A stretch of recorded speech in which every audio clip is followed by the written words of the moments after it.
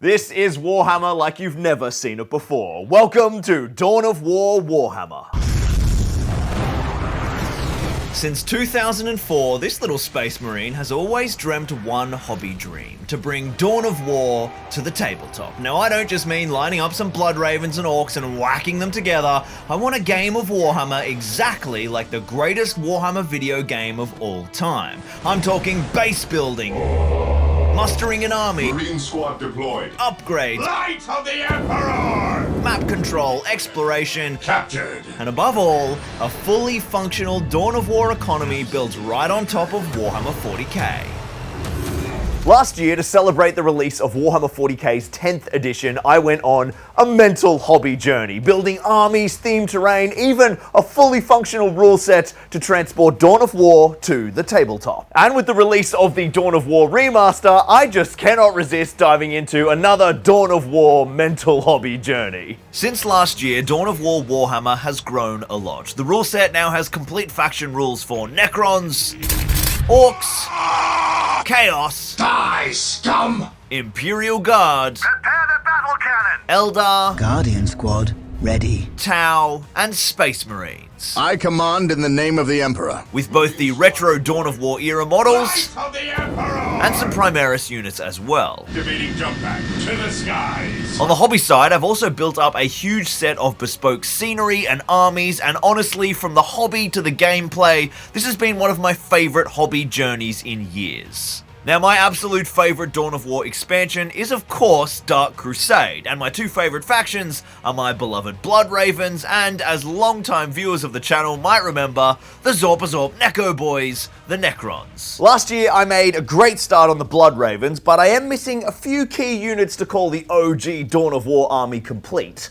But on the Necron side of things, there is quite a lot of work to do. This is just my 9th edition army that some of you may remember from a very early chapter in Zorpazorp's history. To get this army ready for Dawn of War though, we need a lot of custom units, a lot of conversions. There is quite the hobby journey ahead of me. But the biggest hobby challenge for this project is time. As everyone in the Zorpazorp Discord knows, link down below, my content is planned over a year in advance. Spontaneous hobby projects like this, they're not really that possible with my schedule, but I have a plan. Right now, it is Tuesday morning as I film this intro, and on Friday night, this video is going live, no matter what. There's going to be no sponsors, no collabs, no external influences that can slow us down. It's just me, it's you guys, it's a camera, and my hobby bench, just like the old days. Over the next 3 days, I will work 8 hours a day at the hobby bench, and then do about 5 to 6 hours in the evening once the kids have gone to bed to edit each day's footage. And then come Friday night,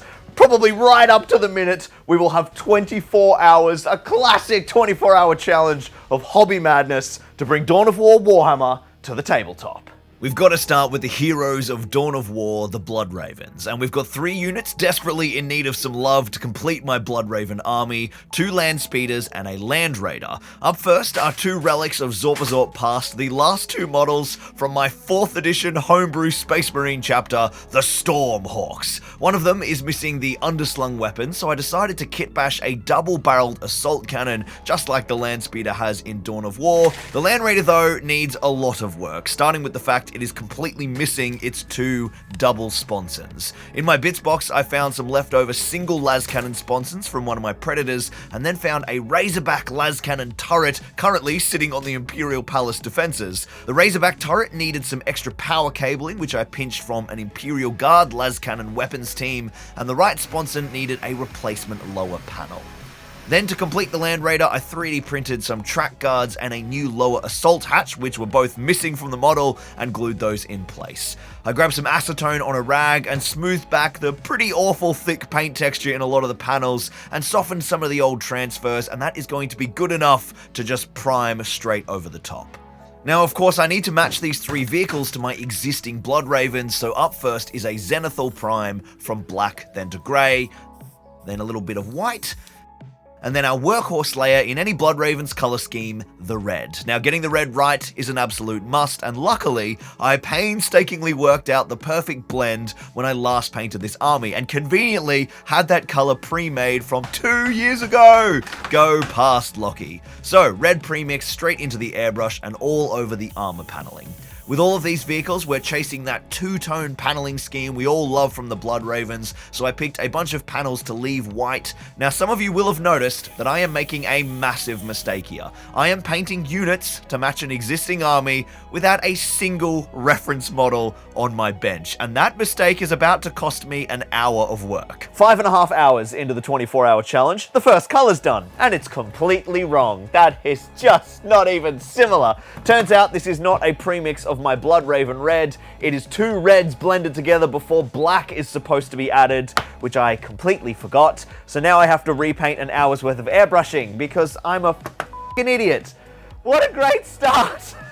So in goes some black, some more thinner, and let's do that all over again. Luckily, it doesn't take as long because I can just layer over the red that I've already got, but hot damn, we do not have time in the schedule for more mistakes like that. Right, next our bone white is just some white and brown inks mixed together and then straight into the airbrush. The bone is a really clutch layer because it gives us some amazing real estate for our Blood Raven transfers. So we want good coverage, but not too much overspray onto the red paneling. Then some straight black goes down all over our metallic details through the airbrush. And then it is dry brushing time, with some lead belcher overbrushed and stippled and textured onto our blacks for a kind of mottled, grimy steel. Guys, real quick, what was your favorite Dawn of War expansion and your favorite army to play? Comment down below. I think for me, definitely Dark Crusade, but Blood Ravens and Necrons are probably tied, maybe Eldar. And also, go and hit subscribe for me, will ya? I never remember to tell you people to do that. It would be really helpful if you did. So, it's Thursday morning, and look, the wheels are already rapidly falling off. I've only done 6 hours of work so far, and I didn't do any editing last night. That all fell apart. But it's like 5 AM right now. If I put in some massive hours, let's just smash out these Blood Ravens, and then we can start the real part of the project, the Necrons. We might still get this out for Friday night. Even though this can be a bit of a painstaking process, the bang for your buck on the time investment is massive. The transfers just make vehicles look incredible. After trimming the decals down, I soaked them in water, lifted them off with tweezers, and then dumped them straight onto the armor panels. And then once they're in positioned, I set and soften them with isopropyl alcohol on a brush. Then a quick hair dry just to make sure that's all completely set and solid, and it's back outside for some varnish to protect those paint layers before our big final ultimate workhorse finishing layer, an all over brown oil wash on the red and bone paneling. 8 hours in, we are a third of the way through our hobby time. It's finally time to start the Necrons, and there's a lot here, and I was getting pretty depressed. And then I got sent a link. The Dawn of War 4 trailer just dropped. And Necrons are in the trailer. Oh, I'm like so hyped right now. Let's do some Necrons. So there are some crucial units from the Necron roster that are missing in my army. Up first is a Tomb Spider, which is a mega important unit in the Dawn of War Warhammer rule set. Then we have a squad of Flayed Ones. These give the Necron army their deep striking option, and they are just a beast in combat. About the most frustrating model kit I have had to put together in years. It didn't help that I didn't have any instructions. Next is a Heavy Destroyer and a Necron Lord with the Resurrection Orb so that I can swap that model in for my other Lord once I've researched the Resurrection Orb upgrade. Then we have a boatload of warriors and scarabs. Now, some of these are just going to be used as is. I grabbed another 10 warriors to bolster my ranks and a bunch of scarabs, but the rest of these models have a much more important purpose. When you play as the Necrons in Dawn of War Warhammer, each time a Necron infantry unit dies, you place a corpse marker on the board. These corpses, just like in the video game, can be resurrected by either the Necron Lord with his Resurrection Orb or your Tomb Spiders, which means we need like a bunch of Necron corpses. With the models removed from the bases, I went and got Games Workshop's latest hobby product. This is the wearable model reposer. You simply pop the model on a hard surface and press lightly. That is like such a sickening, heartbreaking sound, the crunch of Warhammer models underfoot, but it is insanely effective, right? The angle distortion of the limbs, the flattened slumping poses, that's basically done half my work for me. Then it is simply a pretty painstaking process of grabbing the smushed Necro boys and creating a bunch of really cool posed corpses that look like the Necrons have slumped to death after taking a mortal wound. To add extra detail, I snipped off limbs and carved in battle damage, and then to to finish them off, added a bunch of the single scarabs cut down from a scarab swarm to represent the tomb spider sending out his little drones to begin repairing and reassembling the Undying Legion. Then, with the corpse horde ready to reanimate, it is finally painting time for the Necrons, which begins with a simple black prime. The last time I painted a big army of Necrons, I did 46 models in 24 hours. I have 8 hours to do 28 models and 48 corpses. That's 70 odd Necrons. Obviously the corpses will be faster, but this is going to be a very tight 8-hour stint. Next thing is to look at my old painting tutorial and work out how the hell to paint these guys. The Necro boys are coming back up from their tombs, and today we're using the new Necron paints to paint up the Zarakhan dynasty. So, metallics up first with the exact same OG makeup brushes I used in 2020. And first, an all-over Runelord brass overbrush. By doing this, instead of just like a flat rattle can base coat, we get this amazing contrast from all the black in the recesses, which really makes the whole scheme a lot more kind of dark and grim.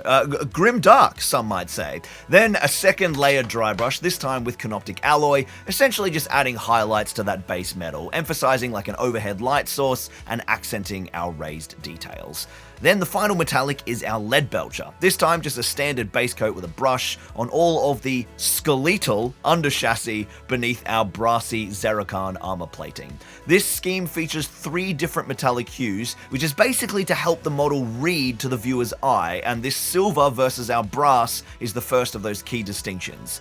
If you guys are keen to try Dawn of War Warhammer at home, you can get the full rule set from my Patreon. It's so much fun. If you want to be the Blood Ravens, build a base and blast away some Necrons, go and grab the rules over on Patreon. It's just so damn cool. And also, Patreon is so important. It keeps all the lights on here at Zorpazorp. It is fundamental to everything that I do, and because of that, there's heaps of cool stuff there. Not just the rules, there's exclusive content and vlogs. You get custom work in progress updates daily in the Discord. It is just a cool place to hang out for all good hobby stuff, and it keeps Zorpazorp alive. Massive thank you to my epic patrons. Oh, and you get your name on the wall. You get a little banner and a statue and a plaque, depending what you choose. It's a good time. Go check it out. Idiot. Well, holy shit. Slowly leaving the Imperial Palace. That is the rule of the workshop. Then the most important layer for the whole army is our 2-stage washers. The dry brushing is fast, but these targeted washers are a lot more work. So first, the now holy grail, the out of production Cryptek Armor Shade Gloss. This goes on all of that raised armor paneling. I love this paint, and I'm really happy that I have some of it left. This would have been really painful if I didn't. I'm sure, though, there would be some way to replicate it now. I don't know how, though. If you guys do, throw a comment down below. Then the next is Basilicanum Grey, which I had to bring back to life with some contrast and Lamian Medium and a good vigorous stir, and then that goes all over those skeletal under chassis. But I also put it up on the shoulder pads, and that gives us our third metallic tone, a different type of silver, and it helps break up the details on the top of the model and frames the face of our cute little Necrons. So, it has just gone midnight, it is well below 0, and I've got 3 hours left of my 24-hour target window. They're looking alright. All the metallics are done. I need to do the black carapace and weapon details, and I need the glowing orbs. They make every Necron army absolutely pop. I think the airbrush is going to be key. Airbrushing the whites for the glow, that could buy me some time. So when I did that old Necron video, I had never even used an airbrush, and the white and black stages took me forever. Black first on all the weapon details, took about 2 minutes, and then the white for all of our glowing green orbs. This airbrush white is a massive gain as well, because the overspray just gives us lovely natural OSL for those glowing orbs. And then it's glow time, baby. Down goes Tesseract Glow, the Necron technical paint. And this fluoro yellow green just pops right off that white pre-shade, and suddenly the Necrons have awoken. I want to die. I don't know if working till 4 AM last night was the smartest tactic, but the bulk of the paintwork is done. Let's get everything based. That is going to be a massive job. 76 bases, here we go. PVA goes down first, and then I kind of carefully weave that glue layer amongst all the little legs and armor and gribblies to get good coverage, and then boom, just dump the base straight into a premix of rubble and black pigment. The corpses, though, I'm not going to lie, were an absolute nightmare. There's so much on those bases, getting the glue in the right spot and the rubble to sit, but Once the rubble is on, lapping up all around those details, suddenly the corpses look incredible. And then with the basing rubble down, that was basically my time up. I didn't have time to see all the basing or do the varnishes. I assembled the Necrons on the Imperial Palace, facing down the Blood Ravens in an unrelenting horde. The valiant defenders of the Imperium fought gallantly, and many Necrons fell to their bolt and blade, but the Necron Lord teleported into the center of the corpse pile, and suddenly the fallen metal constructs returned to their feet, ready to fight again for their Dark Master. Do you guys want to see more? I could build all of the Necron scenery, do like a Tomb World build, or do more armies. Let me know down in the comments here on Zorpazorp. Otherwise, if you want to see how Dawn of War Warhammer works, go and check out the battle reports on Zorphammer. There's 5 games linked down in a playlist with heaps of Dawn of War action. It's a very cool rule set. And Imperial Palace is coming back, baby. We're just a couple of weeks away from the kickoff of the next block of Palace content. So much exciting stuff happening in Zorpazorp, and just like a mega thank you for watching. This was a totally random, spontaneous hobby journey, and I loved going on it with you. I'll see you guys in the next one.